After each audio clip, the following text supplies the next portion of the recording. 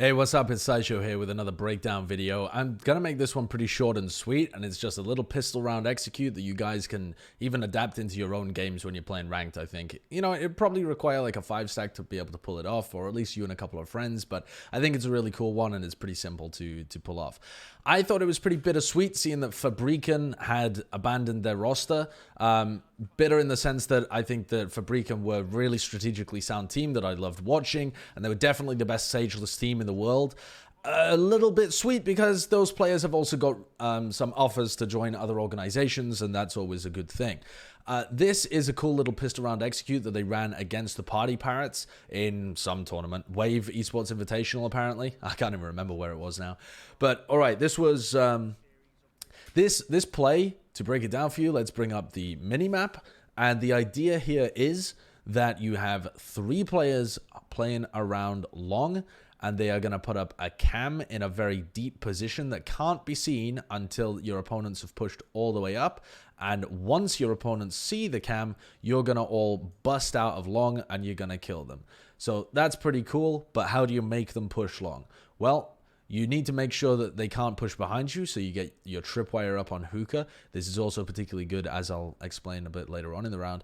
You have your 2 players over on A here, and you're going to put a smoke on A short to discourage them from going for any fast pushes.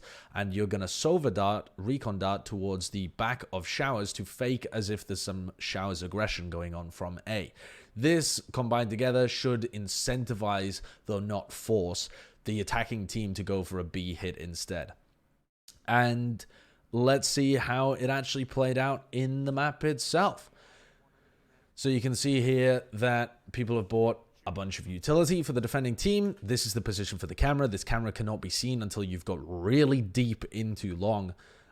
Even if you put up some kind of counter camera, like why would you even be watching for this kind of stuff? You're not going to be able to break it as well. So it's just a really cool position to have this kind of info that you are only going to bust out of B long once you know your opponents are committed up B long. The recon dart comes out over on A short, A Showers here that Angel sees. His location is revealed. They've got the cam up there. They see the smoke, and it looked like anyway that PartyParrots was set up for some kind of B push.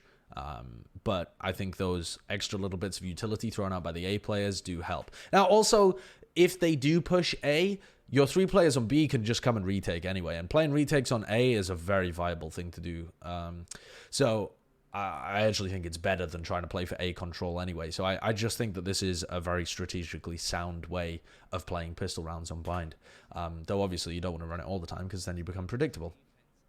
But here you can see that the PartyParrots go for a 3-2 split with 3 of their players towards the B long kind of area and 2 of them playing hookah. Once the FABRIKEN players pop out onto B long, the counter players for those players in hookah to just rush behind them. But there's a tripwire there, so they'll get caught anyway, which is why I really like that tripwire. So let's see this play out. As Meadow's camera sees them, they spot at least 2. They don't know for sure that there's more than 2, but they spot at least 2. So they flash out with the breach. The flash catches people. They're going to double peek, but only like a small peek. They don't want to peek out wide and get caught by all of the blind spam from these players, but they're going to peek out like a bit of a shallow peek at first. They drop back a little bit, having done some damage. There's a second flash that comes out here again from Shadow Lols with a nade that stops them just getting rushed down. The flash is again the second flash catches even more people. The nade comes out, and they now face with a much wider peek to catch Shao and SSK. The Roomba also just comes out for good measure, because why the hell not if it lets you get a kill. And these players, let's take a look at the minimap here as all of this chaos is happening. The other 2 players in hookah for PartyParrots I don't think have quite realized what's going on, but once the second flash comes out and these guys are getting full peaked, this is where the players in hookah start to get a bit of a jog on, because they start to run through hookah realizing what's going on. They put the smokes in the site, and they get caught by the tripwire. You can see them here. They get caught by the tripwire. Now, even if they hadn't got caught by the tripwire, even if they had managed... Say this was, in fact, a 2-3 split the other way around, so that you had 3 players pushing from hookah and they had managed to kill the tripwire, and all 3 of those players actually managed to get in on site, well, you're still not in a bad situation if you're FABRIKEN, because at that point you have control over B long with, let's say, at least 2 players survive this and you manage to get the at least a kill on the players from B long.